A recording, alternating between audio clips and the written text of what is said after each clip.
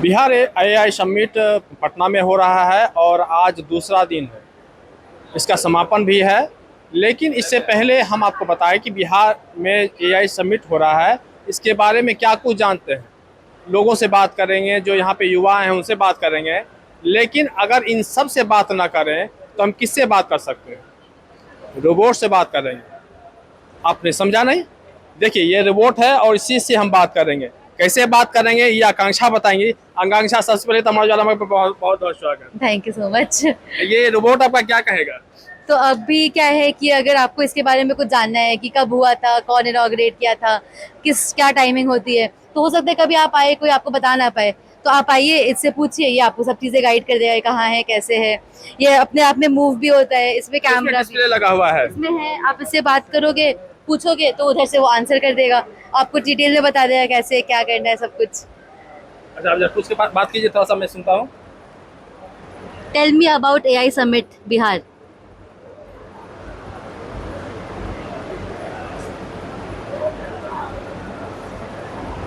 Bihar AI summit 2026 एक premier AI और technology summit है जहां आर्टिफिशियल बहुत बहुत intelligence, innovation, startups, governance, education, health care और इमर्जिंग टेक्नोलॉजीज पर चर्चा होगी। आज के एआई समिट में आज कौन कौन लोग आए थे यहाँ पे, क्या क्या कुछ हुआ, क्या बताएंगे आप?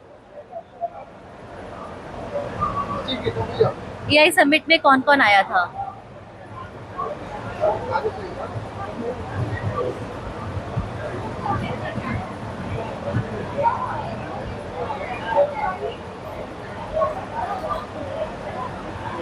समिट में भाग लेने वाले मुख्य व्यक्तियों में शामिल हैं स्पीकर्स, वक्ताओं, एआई एक्सपर्ट्स, आईआईटी के professor, startup founders, CXOs technology leaders, industry professionals, guest अतिथि, विभिन्न मिनिस्ट्रीज के ministers, IAS officers, AI leaders, अन्य इंडस्ट्री एक्सपर्ट्स। ये सभी लोग बिहार एआई समिट 2026 में अपने अपने क्षेत्रों से ज्ञान और अनुभव साझा करने के लिए आए थे।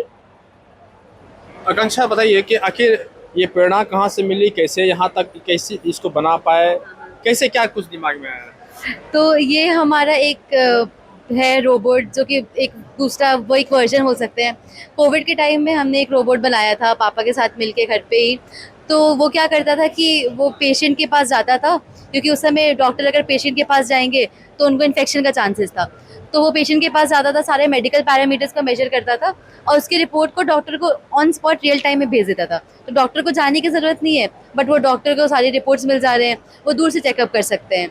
तो वो एक मेडिकल रोबोट था जिसको हमने बनाया, फिर हम आगे भी शोकेस किए, जिसके लिए एक नेशनल अवार्ड मिला था, छात्र विश्वकर्मा अवार्ड। आप देख सकते हो यहाँ पे धर्मेंद्र प्रधान जी जो उस समय उन्होंने अवार्ड दिया था नेशनल लेवल पे। अराउंड 58,000 की एंट्रीज, कॉलेजेस की एंट्री थी, उसमें फर्स्ट प्राइज मिला था। ये कहाँ, दिल्ली की बात बता रही दिल्ली की बात थी ये एआईसीटी के थ्रू ऑर्गेनाइज हुआ था, वहाँ पे हुआ था। और उसके बाद वहाँ पे आज़ादी के 75वें उस महोत्सव में भी इस उस रोबोट को वहाँ पे शोकेस किया गया था। तो वहाँ से मिला मोटिवेशन, और फिर क्योंकि अवार्ड भी मिला तो काफ़ी लगा कि हाँ, आगे भी काफ़ी कुछ कर सकते हैं। तो उसको हम लोग अभी भी उस पर डेवलप कर रहे हैं, काम कर रहे हैं, एक टेलीमेडिसिन डिवाइस की तरह, जो कि हम लोग विलेज वगैरह में इंस्टॉल कर सकते हैं जहाँ पे डॉक्टर्स पहुँच नहीं पाते हैं। तो उसको हम वहाँ पे लगा सकते हैं, उस पर एआई लगा के भी, और काफ़ी चीज़ों पे हम काम कर रहे हैं। तो वहाँ से मोटिवेशन मिली। उसके बाद फिर ये सब अब ये बन गया एक एआई समिट के लिए। रेस्टोरेंट वगैरह की बात करें तो हम रेस्टोरेंट में इसको इंस्टॉल कर सकते हैं कि कोई आए तो उसके पास जाए, टेबल पे खाना का ऑर्डर ले ले, फिर खाना टेबल पे जाके पहुँचा दे। तो एक असिस्टेंट की तरह ये काम कर सकता है। आप उसको जिस तरह से यूज़ करो, जैसे यूज़ करो, उस तरह से ये काम कर सकता है। प्रेरणा कहाँ से मिली, कैसे इसकी शुरुआत कैसे हुई, कब से की? तो प्रेरणा ऐसी है कि पापा घर पे हमेशा से करते रहते थे कुछ कुछ काम, तो वो देखते रहती थी हमेशा। तो पापा एनालॉग पे काम करते हैं, और क्योंकि मैंने इलेक्ट्रॉनिक्स में इंजीनियरिंग कर रखा है, तो मेरे को डिजिटल का थोड़ा थोड़ा आइडिया था। तो वही साथ में सीख के वो ही आइडिया देते रहते हैं कि ऐसा कर सकते हैं, वैसा कर सकते हैं। तो फिर मैं उसमें अपना डिजिटल वाला जो कोडिंग हो गया और वो सब चीज़ को यूज़ करके फिर हम लोग साथ में ही करना बनाते हैं। आप यहाँ पे भी देख सकते हो, अलग अलग बहुत सारे आर्टिकल्स वगैरह आए हुए थे। Father daughter duo creates life, saving life with medi robot, और काफ़ी जगह ऐसे आर्टिकल्स भी आए थे। फिर ये ऐसी एक ऑप्शन है, ये स्मार्ट एक्सटेंशन बोर्ड। तो इसके बारे में थोड़ा बताती हूँ। ये एक ऑटोमेशन के लिए यूज़ किया है। तो अभी क्या होता है कि अगर आप नॉर्मल एसी रखे हुए हो, तो आप घर पे आ रहे हो, आपको स्विच ऑन करना पड़ेगा, या फिर आपको स्मार्ट एसी लेने के लिए एक्स्ट्रा पैसे देने की ज़रूरत है। तो ये एक्सटेंशन बोर्ड क्या करता है कि आप इसको इसमें एसी के प्लग को प्लग इन कर दो, आप बाहर से आ रहे हो, आपको पता है कि गर्मी लग रही है, घर जाके एसी ऑन रखना है, आप कहीं से भी बैठ के एसी का बटन ऑन कर दो अपने फ़ोन से, आप घर पहुँचोगे एसी ऑन हो जाएगा। अब ये तो गर्मी की बात है, फिर ठंड में आपको एसी की ज़रूरत नहीं है, आप इसी प्लग में गीज़र को लगा दो तो गीज़र ऑन ऑफ कर सकते हैं। तो ये एक एक्सटेंशन बोर्ड है जो आपका स्मार्ट बना देगा कोई भी डिवाइस को। आप इसमें कुछ भी प्लग इन करो, वो जी डिवाइस स्मार्ट बन जाएगी। आप तो बड़ा कला की मैंने अजीब जगह चीज बना रही हैं आप। अच्छा, आपके पिताजी से बात, योगेश जी, अमर उजाला में आपका बहुत बहुत स्वागत। Thank you. कैसे मतलब ये सारा ज्ञान आकांक्षा को कैसे मिल रहा है, कैसे? मेरा स्पोर्ट्स का बैकग्राउंड है, तो मेरी इच्छा थी, मैं कोचिंग से भी जुड़ा हुआ है, खासकर गर्ल्स टीम में। तो मेरी इच्छा थी कि इसको भी हम हॉकी में लाएं, लेकिन इसको हॉकी में कभी इंटरेस्ट नहीं मिला। लेकिन हम जब भी इलेक्ट्रॉनिक्स से काम करते थे, वो छोटी थी, आके बैठी रहती थी, देखते रहती थी, तो मुझे लगा कि शायद इसको इंटरेस्ट है। फिर धीरे धीरे काम करते थे, इससे बात करते थे, समझाते थे, और देखते देखते इसी की वजह से इसका इलेक्ट्रॉनिक तरफ रुझान हुआ, और वो बीटेक भी इलेक्ट्रॉनिक से की। फिर कोविड से असल शुरुआत कोविड के दौरान हुआ। इसका कॉलेज बंद था, हमारा लॉकडाउन की वजह से वर्क फ्रॉम होम था, तो हम लोग घर पे कुछ चूँकि सारा सामान था, टूल्स, हम 82 से इस फील्ड में काम कर रहे हैं, तो उस पर कुछ ना कुछ बनाते गए, और बनते बनते काफ़ी आगे जब बात आ गई, तो फिर हुआ कि चलो फिर और भी कुछ काम करते हैं। फिर रोबोट, ड्रोन और बाकी चीज़ें हैं, इसमें हम लोग ट्रेनिंग पे भी अब काम कर रहे हैं कि बच्चों को भी इस फील्ड में हम लोग मोटिवेट करें, इनकरेज करें, क्योंकि फ्यूचर तो टेक्नोलॉजी ही है।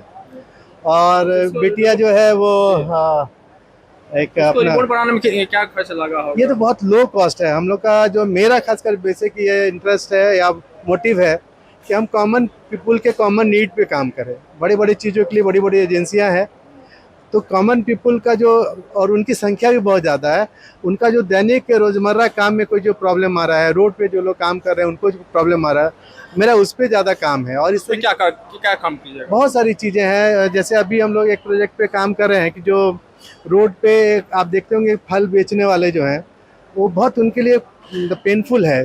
एक साइकिल पे 100 केजी लाद के आगे ले जाना, जिस पे सीट भी नहीं है, आप ढंग से चल नहीं सकते हैं, और फिर अगर सारा फल उनका बिक भी गया तो वो साइकिलिंग करके वापस नहीं लौट सकते, तो उसको हम मॉडिफाई किए हैं। उसी तरीके से ठेला वाले हैं, तो ठेला वाले क्या करते हैं कि 4 चक्का अगर है उनका, तो मोड़ने के लिए खाली है तब तो कोई दिक्कत नहीं, अगर लोडेड है तो उनको खाली करने के लिए उसको उठाना पड़ता है, टर्न करने के लिए। तो इस तरीके का और भी, या रोज़मर्रा घर की चीज़ें अगर आप करें, आप बाहर जा रहे हैं, प्लांट अगर सूख रहा है तो उससे रिलेटेड, पानी का बचाव से रिलेटेड 50 से ऊपर इनोवेशन है। और जो रोज़मर्रा की चीज़ें हैं, कॉमन पीपल की कॉमन नीड, और हम कबाड़ से जुगाड़ पे भी मेरा स्पेशलाइजेशन है। आकांक्षा, आपको तो बहुत बहुत बधाई। हम तो देख के मैंने आश्चर्यचकित हो रहे हैं कि इतना बढ़िया बढ़िया चीज़ आप बना रही हैं, और निश्चित रूप से हमको लगता है कि बिहार में अगर ये सारा चीज़, इसको अगर ज़्यादा प्रमोट किया जाए, हाँ। तो निश्चित रूप से बिहार के युवाओं को बहुत लाभ मिलेगा। क्या कहेंगे? हाँ, बिल्कुल बिल्कुल, हम लोग इसको बहुत तरीके से यूज़ कर सकते हैं। इस पे एक्सपोजर अगर और मिले, हर सेक्टर में यूज़ हो सकता है, medical sector, travel sector. Bihar में ही अगर आप इसको हर अलग अलग मॉन्यूमेंट्स के पास लगा दें, तो कोई वहाँ जा रहे हो उसको सारी इन्फॉर्मेशन मिल सकती है। एग्रीकल्चर में भी यूज़ होता है, हर जगह इसको यूज़ कर सकते हैं। तो अगर ऐसे बिहार में सपोर्ट मिलते रहेगा तो काफ़ी लोग और भी काम करेंगे। निश्चित रूप से बिहार में इस कार्यक्रम का उद्घाटन मुख्यमंत्री शिवराज चौधरी ने किया। अभी महामहिम जब संबोधित करके कर रहे थे, तो उन्होंने कहा कि बिहार के युवाओं में वो ऊर्जा है, और निश्चित रूप से जिस तरह से बिहार में अब एआई को प्रमोट किया जा रहा है, किया भी जाएगा, ऐसे में बिहार सबसे कहा जाता है कि टेक्नोलॉजी के मामले में कहीं ना कहीं बिहार अब सबसे आगे होने वाला है। आज एआई समिट में आप शामिल हुई, क्या कुछ देखी, क्या कुछ पाई? यहाँ पर काफ़ी अच्छा एक्सपोजर मिला, एआई रिलेटेड काफ़ी जानकारी मिली, और इंटरेस्ट भी काफ़ी अच्छा जागा कि हमें एआई में भी काफ़ी कुछ अच्छा एक्सप्लोर कर सकते हैं, काफ़ी कुछ अच्छा कर सकते हैं हमें। और एक तरह से काफ़ी अच्छा यहाँ का एक्सपीरियंस रहा मेरा। काफ़ी कुछ देखने को मिला, जो बाहर से कंपनियाँ आई थी अपने अपने आइडिया को लेकर, अपने अपने प्रोजेक्ट्स को लेकर, जिन्होंने मुझे मतलब अपने उसके बारे में एक्सप्लेन किया, तो लगा कि हाँ, बिहार भी ग्रो कर रहा है। तो अच्छी बात है, ऐसे प्रोग्राम होने चाहिए। मैं तो हमेशा ऐसे प्रोग्राम्स विजिट करती हूँ, काफ़ी कुछ सीखने को मिलता है ऐसे प्रोग्राम से। कल मुख्यमंत्री शिवराज चौधरी ने भी उद्घाटन किया था इस कार्यक्रम का, और आज महामहिम भी आए थे, और उन्होंने भी कहा कि इस तरह के कार्यक्रम लगातार होने चाहिए और युवाओं को खास करके इससे फायदा मिले। यस सर, इससे युवाओं में सर हाँ। सर ऐसे प्रोग्राम में सर एक तो पहले जो यूथ है हमारे जो यंगस्टर हैं उनमें अवेयरनेस जागता है एआई से रिलेटेड, और उनके अंदर इंटरेस्ट जागता है। अगर ऐसे प्रोग्राम होते रहेंगे तो उनमें भी अवेयरनेस रहेगा एआई को लेकर कि कैसे हमें अपना जो काम है उसको और कैसे आगे बढ़ाना है। अब हमारा जो जनरेशन है, अब चेंजेस जनरेशन आ गया सर, और ऊपर से हमारा सब चीज़ काम करने का तरीका अब धीरे धीरे इवॉल्व हो रहा है, बदल रहा है। अब पहले एआई का ऐसा इतना दौर नहीं था, आर्टिफिशियल इंटेलिजेंस का इतना यूज़ नहीं था। अब सबके फ़ोन में चैट जीपीटी, गूगल जेमिनी, ये सारी चीज़ें आ गई हैं। तो इस फील्ड में भी काफ़ी अच्छा किया जा सकता है। ऐसे जो यूथ है उनको इस चीज़ को लेकर अवेयरनेस मिलता है, लोग यहाँ पे आके एक्सप्लोर करते हैं कि अपना इंटरेस्ट जगाते हैं इस सब चीज़ों में, इसलिए ऐसे प्रोग्राम्स होने चाहिए, मेरा भी यही मानना है। एंड मेरा नाम ट्विंकल वर्मा। क्या करती हैं? मैंने रिसेंटली अभी बीबीए सेकेंड ईयर अपना कंप्लीट किया है, और अभी मैं एज अ इंटर्न काम कर रही हूँ बृहति ऑर्गेनाइजेशन में। उसके बाद मेरा अभी 1 साल का और पढ़ाई है, उसके बाद ग्रेजुएशन कंप्लीट हो जाएगा सर। उसके बाद फिर आगे हायर स्टडीज़ के लिए MBA वगैरह परस्यू करूँगी मैं। Thank you sir, thank you. Madam, आप आज एआई के कार्यक्रम यहाँ पे शामिल हुई। हाँ, हाँ। क्या देखी, क्या पाई और क्या कैसा अनुभव रहा आपका? बहुत अच्छा अनुभव रहा। मैं एआई समिट में आई, बहुत खुशी हुई कि अब हम लोग का पटना भी बहुत आगे बढ़ रहा है। जो अभी कार्यक्रम 3 महीने पहले जो दिल्ली में हुई थी, वो अभी अब हम लोग के पटना में हुआ है। अब हम लोग का भी पटना बहुत आगे बढ़ने वाला है, बहुत कुछ आने वाला है। यहाँ इंडस्ट्रीज़, बहुत सारी चीज़ आने वाली है। Thank you. क्या नाम है आपका? रेखा सिंह। बिहार एआई समिट का समापन हो चुका है, लेकिन यहाँ पे जितने भी युवा आए हैं, क्या सोच कर आए थे, क्या कुछ पाए, क्या गेन कर पाए, हम इनसे बात करेंगे। क्या सोच के आप यहाँ पे आई थी और क्या पाई? यहाँ पे एआई समिट और एआई डेवलपमेंट के बारे में सीखने आए थे, और thankful to IT sector of Bihar. तो हमें बहुत कुछ सीखने को भी मिला कि स्टार्टअप में, हेल्थ केयर में और क्लाइमेट में एआई का क्या रोल है। क्या कुछ सब क्या समझ पाई हैं? कि हेल्थ केयर में आगे चल के एआई का इतना रोल होगा कि हम लोग जल्दी किसी को ट्रीट कर पाए, और एजुकेशन सिस्टम में भी उसका काफ़ी बड़ा रोल होगा, और फाइनेंस में भी हो सकता है। क्या नाम है आपका? प्रज्ञा सिंह। कहाँ से हैं? पटना। पटना से। आप यहाँ पे इसमें शामिल हुए बिहार एआई समिट में, क्या कुछ पाई, क्या कुछ सोच के आई थी? मैं सोच के आई थी, क्योंकि मैं मेडिकल बैकग्राउंड से हूँ, तो मैं सोच के आई थी कि एआई इन हेल्थ केयर के बारे में कुछ जानने को मिलेगा, पर पता चला कि कल हो चुका था। बट इसके अलावा अगर एक कंपनी के बारे में देखें कि एआई इन हेल्थ केयर जो है बहुत सारी कंपनीज स्टार्ट कर रही है, तो बहुत सारे लीगल इश्यूज़ जो आ सकते हैं उसके बारे में समझने को मिला। उसके अलावा जो स्टॉल्स लगे थे वहाँ पे मुझे एक कंपनी के ओनर नहीं, उनसे बात करने को मिला, जो एग्जीक्यूटर थे, उनसे बात फाउंडर होंगे मे बी, हाँ फाउंडर, यू कैन से, हाँ फाउंडर थे। तो उनसे बात करने को मिला, जो मेडटेक में काफ़ी कुछ सॉल्यूशंस, जो प्रॉब्लम्स हैं उसके सॉल्यूशन को बता रहे थे। फिर एआई और कहाँ कहाँ जा रहा है, कितने सालों से है, कुछ लोगों का कितना, जैसे कि आपने क्या नाम था उनका, झा, विश्वनाथ झा जी को आपने देखा होगा, वो इतने सालों से हैं, उनके बारे में पता चला कि वो क्या क्या कर चुके हैं। उनके काफ़ी रिलेटिव जो मेडिकल बैकग्राउंड में हैं, उन्होंने उन सब के लिए क्या किया, उनसे पर्सनली बात करने का मौका मिला। अभी मैं और चाहती हूँ कि मैं मेडटेक को आगे कैसे देखूँ, तो आगे और ऐसे समिट्स अगर बिहार में हो सके, बेसिकली ऑनलाइन, जो क्योंकि मैं यहाँ से बाहर रहती हूँ, बाहर पढ़ाई करती हूँ। कहाँ रहती हैं आप? मैसूर। तो अभी तो मैं आई थी छुट्टियों में, पोस्ट एग्ज़ाम मेरा वैकेशन चल रहा था, तो मुझे यहाँ आने का मौका मिला। मुझे बस 2 दिन पहले पता चला और मैं यहाँ आ गई। अगर ये ऑनलाइन हो सके, जो यहाँ इसे ऑर्गेनाइज कराने वाले क्लास के निखिल, तो ज़्यादा लोग समझ में आएगा, ज़्यादा लोग उससे मिल पाएंगे। मेरा ये भी सवाल था कि आप यहाँ पे ये कर रहे हैं, जो ब्रेन यहाँ से बाहर जा चुका है, जो इस टेक्नोलॉजी को ऑलरेडी उसमें जी रहा है, बैंगलोर में खासकर जितने आईटी वाले हैं वो उसमें जी रहे हैं, और वो बिहार के सारे प्रॉब्लम्स को भी जानते हैं, तो वो अगर इसमें शामिल हो जाए तो और ज़्यादा बेटर होगा। और ज़्यादा बेटर होगा। वो जानते हैं कि प्रॉब्लम क्या है, वो जानते हैं कि सॉल्यूशन क्या है, लेकिन वो किसी को कन्वे नहीं कर पा रहे हैं। तो दिस इज द थिंग, क्योंकि उनको जानकारी नहीं है कि अब चूंकि एआई को लेके यहाँ पे मुझे 2 दिन पहले पता चला, उन्हें शायद वो भी न पता हो। अब वो न्यूज़ में आएगा तो पता चलेगा। उन्हें पता भी हो तो यहाँ आने का मौका नहीं मिला, कंपनीज उनको छुट्टी नहीं देगी। अगर जो पढ़ाई कर रहे हैं, इस तरह के जो कार्यक्रम आज जो आयोजित किए गए हैं, 2 दिवसीय कार्यक्रम, तो ये कंटिन्यू अगर ये रिपीट होता है, कंटिन्यू होना चाहिए और ऑनलाइन होना चाहिए और रजिस्टर्ड होना चाहिए कि आप रजिस्टर कीजिए इस दिन हो रहा है। ऑनलाइन तो ये बहुत आसानी से हो सकता है, बहुत लोग करते हैं, ऑल ओवर वर्ल्ड में आप देखो तो ऑनलाइन ये सब हो सकता है आराम से। जब ऑनलाइन पढ़ाई हो सकती है तो ये सबमिट नहीं हो सकता, डिस्कशन नहीं हो सकता। क्या नाम है आपका? तृप्ति गुप्ता। एआई से क्या फ़ायदा, क्या लग रहा है कि आपने यहाँ क्या कुछ समझा?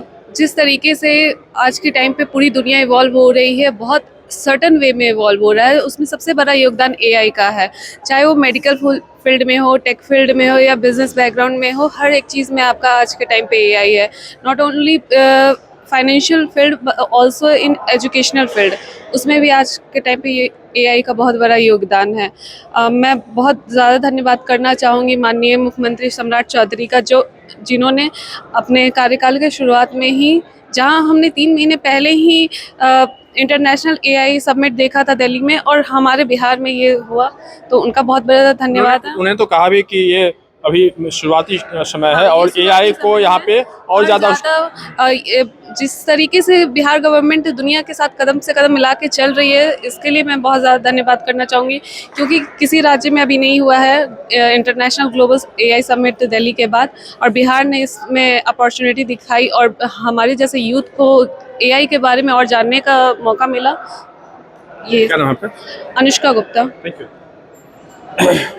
अभी महामहिम का भी आपने सुना कि उन्होंने कहा कि इस तरह के कार्यक्रम और लगातार होने चाहिए और बिहार के युवाओं को इससे फ़ायदा होगा। हाँ, फ़ायदा तो होगा।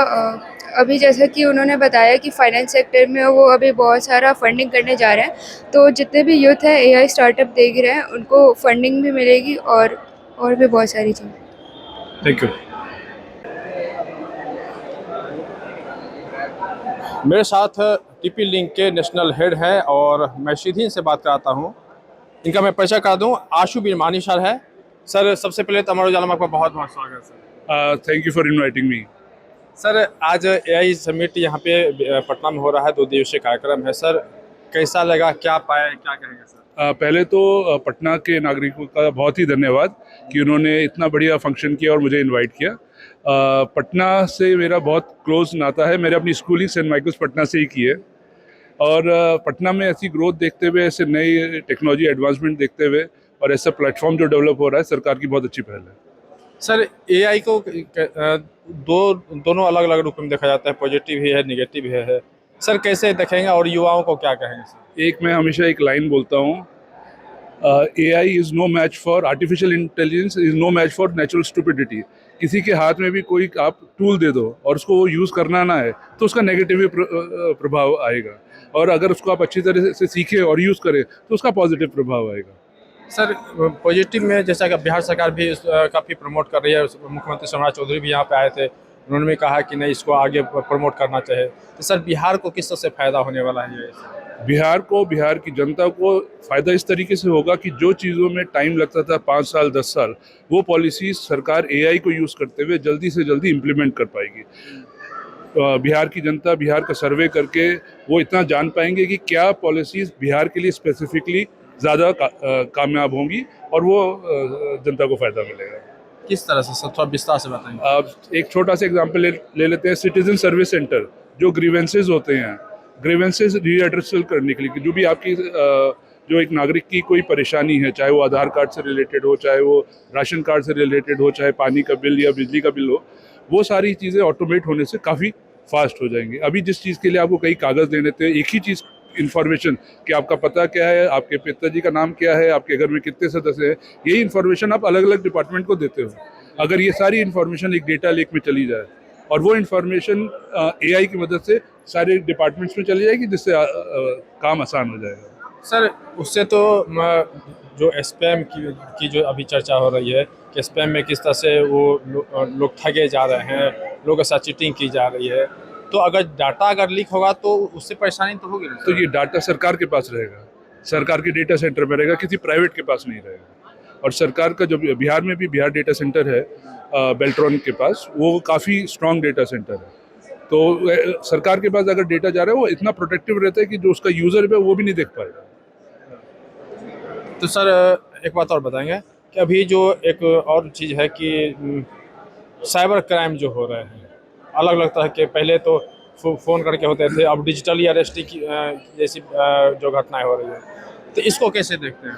देखिए सिंपल सा सॉल्यूशन है, आप अपने घर में ताला नहीं लगाएंगे तो चोरी होगी। तो आपको ये तो मालूम है कि मैं घर से बाहर जा रहा हूँ तो मैं ताला लगाऊंगा। वैसे ही आपको अपना पासवर्ड, आपको अपना अकाउंट नंबर्स, अपना OTP ये सब सीक्रेटली रखना है। पासवर्ड आप हर 3 महीने में चेंज करिए, स्ट्रॉन्ग पासवर्ड बनाइए, ये नहीं कि अपना डेट ऑफ बर्थ ही पासवर्ड बना दिया। ये सब चीज़ें करेंगे, ताला स्ट्रॉन्ग रखेंगे, चोरी कम होगी। सर ऐसा भी तो देखा जाता है कि कोई OTP भी नहीं आया, कोई हमने किसी को पासवर्ड भी नहीं बताया और अकाउंट से पैसा, ऐसा बहुत रेयर केसेस में होता है। आज बैंकिंग सिस्टम बहुत स्ट्रांग है इंडिया का, तो किसी ना किसी जगह लूप होल होता है और इसलिए वो लोगों के साथ ट्रांजैक्शन लॉस हो जाता है। सर बिहार के युवाओं को क्या संदेश देंगे AI को लेकर? बिहार के युवाओं को संदेश यही है कि भाई आप जितना अच्छा काम बिहार से बाहर कर रहे हो वो बिहार में आके भी करें। बिहार में आकर ताकि बिहार का और विकास हो Yes. बहुत बहुत धन्यवाद सर आपका। देखिए सर ने स्पष्ट रूप से कहा कि देखिए बिहार को लेके अलग तरह की बातें की जाती थी, लेकिन आज के समय में बिहार हर तरफ में, हर क्षेत्र में काफ़ी विकास कर रहा है और बिहार सरकार हर चीज़ को प्रमोट कर रही है। जब आज के समय में आज मुख्यमंत्री सम्राट चौधरी यहाँ पे आए थे और उन्होंने जिस तरह से कहा कि नहीं AI को लेकर जो बिहार में जो भी विकास के काम है उसको किए जाएंगे और AI को कहीं ना कहीं प्रमोट करने की बात उन्होंने कही है, तो निश्चित रूप से आज आने वाले समय में AI कहीं ना कहीं बहुत कारगर सिद्ध होने वाला है और ऐसे में युवाओं को इससे खासी मदद मिलेगी और सबसे महत्वपूर्ण बात यह है कि बिहार का विकास होगा। पटना से अमर उजाला के लिए कृष्ण बल्लभ नारायण। आपके राज्य की खबरें, आपके शहर की खबरें सबसे पहले जानने के लिए देखते रहें अमर उजाला। चैनल को सब्सक्राइब जरूर कर लें और पाएं हर अपडेट।